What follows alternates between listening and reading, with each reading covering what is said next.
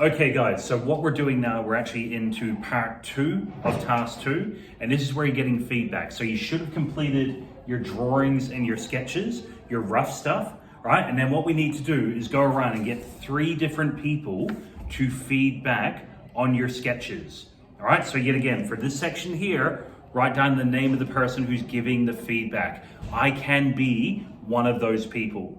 All right, there's no issue with me being one of those people, but you'll need to find at least 2 other people on your table or in the class that can look at your work and provide some kind of constructive feedback. All right, this section is where you give the feedback. All right, now the feedback you give needs to be constructive. You don't sit there and go, this drawing's trash. You know, you don't go and say, oh, you're a terrible drawer or anything like that. It's a matter of maybe just specifying which sketch works better for that person, all right? So you might look at them and go, you know what? Your accent lines, when you get someone, you look at their drawings, you might go, you know, they're really good at the accent line stuff. Maybe you should use that when you're doing your storyboards, right? And yet again, it might be you're really good at cross-hatching, right? Maybe you should do cross-hatching within your storyboards. Or it could be the opposite. Your cross-hatching is not the strongest. You know, some of your other techniques are better. I would avoid doing cross-hatching for your final storyboards. That's the kind of thing you should be putting in here. Then finally, once you've got your feedback, it's going, just agree, you know, oh look, I agree, my accent lines are good, but I'm not gonna do that because it's not my particular drawing style, all right? I really like the cross-hatching. It's a pity that other people don't, but I'm still gonna do it. You can go against the feedback. It's perfectly fine, but you need to give reasons for why, and that's what these sections are for, all right? Hopefully that makes sense. All right, moving on from here, all right? We have to do reflection stuff, all right? So, to part 3, all right, of task 2, choose your most appropriate technique and explain why you've selected it as the one best to represent your idea. All right, so yet again, it's a large section here, so I would recommend writing a little bit here, right? Don't write just a single sentence, right? Do some dot points, give some examples, expand on your idea, all right? So it might be, I have decided that I'm going to use the erasing tool, all right? So I'm going to draw large sections that are all in black, and then I'm going to use an eraser to just indicate where the character is or where the highlights of the picture are.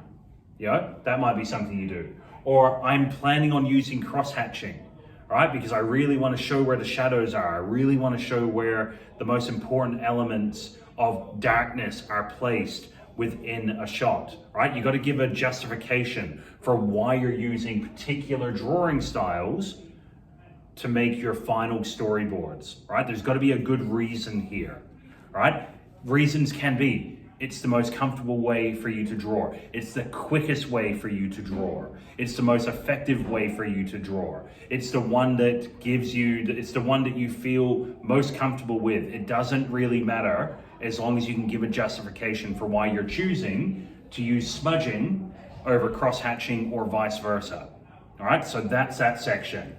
Then we've got part 4, right? This is another reflective piece, all right?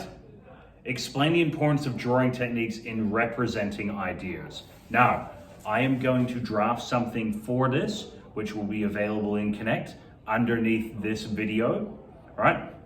But the key things, the importance of drawing techniques is to engage the viewer, right? The reason we use different drawing techniques is to actually engage the audience, right?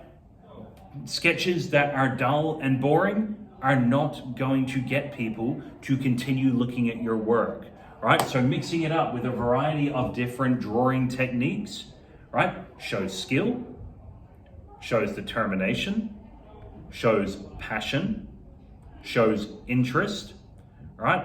But most importantly, it gives variety to your work so that then you can actually express ideas to the audience, all right?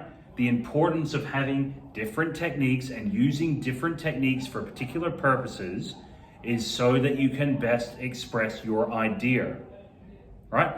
Cross-hatching might be a waste of time in a picture that is supposed to be nice and bright and there's no, no shadows in there, right? So it's not using cross-hatching in that particular shot or that particular drawing or that particular storyboard might not be the best course of action, right? So it's thinking through those elements when you're making your reflective choices. Now I just dropped this on the thing. There we go. That's not because my knee hurt, all right? It is because I'm old.